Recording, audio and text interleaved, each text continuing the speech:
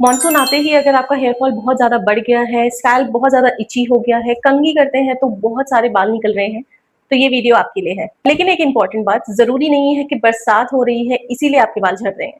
Monsoon में बहुत सारी कॉमन मिस्टेक्स होती हैं जो हम फॉलो करते हैं, जिसकी वजह से जो हमारे बाल हैं, जो हमारे स्कैल्प है, उसकी दिक्कतों को हम और ज़्यादा बढ़ा देते हैं। बाकी ये पूरी वीडियो देखिएगा क्योंकि मैं आपको जो मिस्टेक्स हैं वो बताऊँगी, साथ में जो हमारे प्रोडक्ट्स हैं उनके बारे में बताऊँगी जो एक्चुअल में इफेक्टिव है।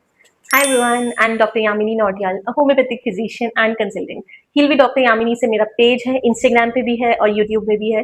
तो प्लीज लाइक कीजिए, सब्सक्राइब कीजिए जिससे मैं ये वीडियोस और बनाऊं। This is my first video और आज हम बात करेंगे मॉनसून एंड हेयर फॉल। बरसात में हेयर फॉल का इतना ज्यादा इशू है तो मैंने सोचा इस वीडियो में हम इस बारे में बात करेंगे और कुछ हेयर केयर प्रोडक्ट्स जो एक्चुअली में काफी ज्यादा अच्छा वर्क करते हैं। तो चलिए शुरू करते हैं। बरसात में हेयर फॉल इतना होता क्यों है? सबसे पहले हम ये जानते हैं कि बरसात में हेयर फॉल होता ही क्यों है। बरसात में जो ह्यूमिडिटी होती है वो काफ़ी ज़्यादा इंक्रीज़ हो जाती है, जिसकी वजह से जो हमारा ऑयल है बहुत ज़्यादा इंक्रीज़ होने लग जाता है, बिल्डअप होने लग जाता है और हमारी इचिंग हो गई या डैंड्रफ हो गई, बहुत ज़्यादा वर्स हो जाता है। हेयर शेडिंग और हेयर लॉस सेम चीज़ नहीं होते हैं। हेयर शेडिंग जो होती है वो थोड़े से ही समय के लिए होती है, बट जो हेयर फॉल होने लग जाता है, हेयर लॉस होता है, वो ज़्यादा क्वांटिटी में गिरने लग जाते हैं आपके बाल और लंबे समय तक चलते हैं, तो ये सीरियस कंसर्न है। अब हम मिस्टेक्स के बारे में बात करते हैं। तो सबसे पहली मिस्टेक जो है वो है हेयर वॉश ना करना। यस, बहुत ही कॉमनली मैं देखती हूँ, पेशेंट कहता है कि मैम हम हेयर वॉश ही नहीं करते हैं, उससे हमारे बाल जो है वो बचे हुए हैं। बट नहीं, जो शेडिंग फेज में है बाल, जिनको झड़ना है वो झड़ेंगे। इनफैक्ट आप क्या कर रहे हैं, आप हेयर को और ज्यादा डर्टी कर रहे हैं क्योंकि स्कैल्प क्लीन नहीं हो रहा है। ड्यू टू ह्यूमिडिटी बहुत ज्यादा पसीना आ रहा है, बहुत ज्यादा ऑयल बिल्डअप हो रहा है, उसकी वजह से स्कैल्प अनहेल्दी है, बहुत सारा बिल्डअप हो गया है और हेयर फॉल होगा ही होगा। तो इससे बेटर है कि आप हेयर को क्लीन रखें, अपना स्कैल्प को क्लीन रखें, तभी आपका जो हेयर फॉल है वो रिड्यूस होगा। सेकंड मिस्टेक, गीले बालों को हैंडल करना। बहुत ही ज्यादा कॉमनली मैं पेशेंट्स को देखती हूँ कि गीले बालों को बहुत ही ज्यादा एग्रेसिवली हैंडल करते हैं। जो गीला बाल होता है वो ऑलरेडी फ्रेजाइल मोड में होता है, तो उसे बहुत ज्यादा प्यार से, बहुत ज्यादा अच्छे से टाल से पैक करके उनका जो एक्सेस वाटर है उसे रिमूव करना चाहिए, ना कि एग्रेसिवली। आप जैसे देखते हैं, मूवीज में भी देखते हैं कि टाल से ऐसे एग्रेसिवली आप बाल झाड़ रहे होते हैं, तो उससे आपका जो हेयर फॉल है और ज्यादा बढ़ जाता है, हेयर ब्रेकेज होने लग जाती है। Mistake number 3, tight hair style. Yes, आप अगर बार बार चोटी लगा दे रहे हैं, चोटी बना दे रहे हैं, बहुत ज्यादा टाइटली आप जूड़ा बना रहे हैं, तो रिपीटेडली क्या हो रहा है, टेंशन हेयर ब्रेकेज हो रही है और टैक्शन रिलेटेड हेयर लॉस इंक्रीज हो जाता है।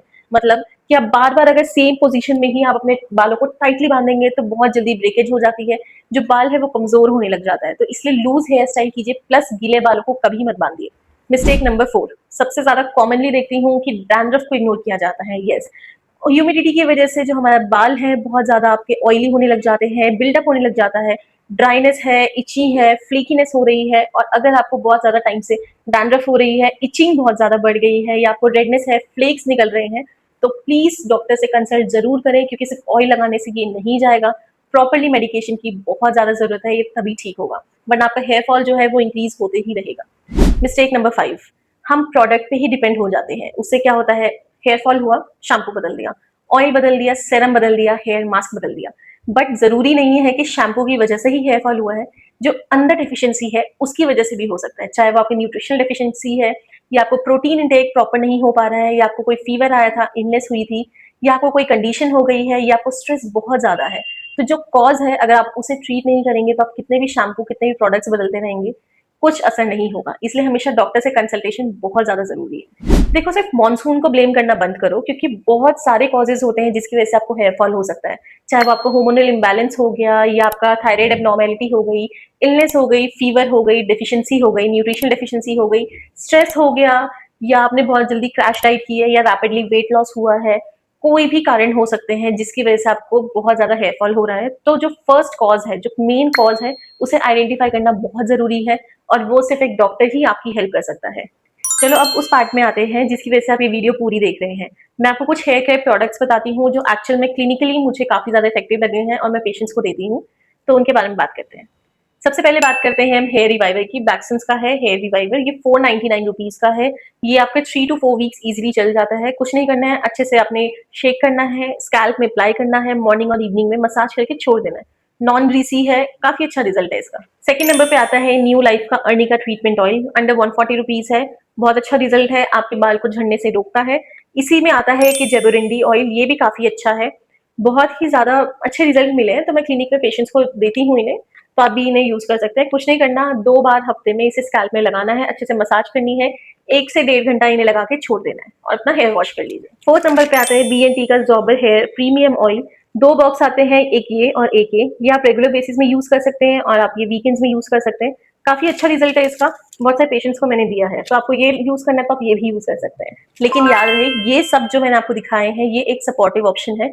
अंडरलाइन कॉज को डिटेक्ट करना बहुत ही ज्यादा इंपॉर्टेंट है, तभी आपको परमानेंट रिजल्ट मिलेगा। आप किसी भी होम्योपैथ से कंसल्ट कर सकते हैं, आपको वो होम्योपैथी मेडिसिन देंगे आपका प्रॉपर डिटेल केस चेकिंग लेने के बाद। साथ में आप ये सब यूज कीजिए तो आपको बहुत ही जल्दी रिजल्ट मिलेगा। इस मॉनसून में अगर आप भी अपने हेयर फॉल को कंट्रोल करना चाहते हैं, मैनेज करना चाहते हैं, तो आपको 5 चीजें जरूर करनी चाहिए। सबसे पहले है स्कैल्प को अच्छे से क्लीन कीजिए। दूसरा है कि अगर आपको गीले बाल हैं तो उन्हें बहुत अच्छे से हैंडल कीजिए। थर्ड आता है टाइट पोनी टेल या बन मत बनाइए। फोर्थ आता है प्रोटीन रिच मील ऐड कीजिए डाइट में, अपना जो बैलेंस डाइट है उसे फॉलो कीजिए।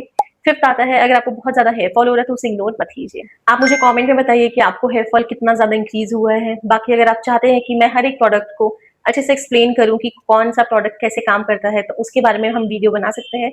आप मुझे कमेंट कर सकते हैं। बाकी कौन से टेस्ट कराने हैं, कौन से ब्लड टेस्ट आपके लिए ज्यादा इफेक्टिव रहेंगे हेयर फॉल के लिए, उसके लिए भी आप कमेंट कर सकते हैं। मैं उसके लिए नेक्स्ट वीडियो बना सकती हूँ।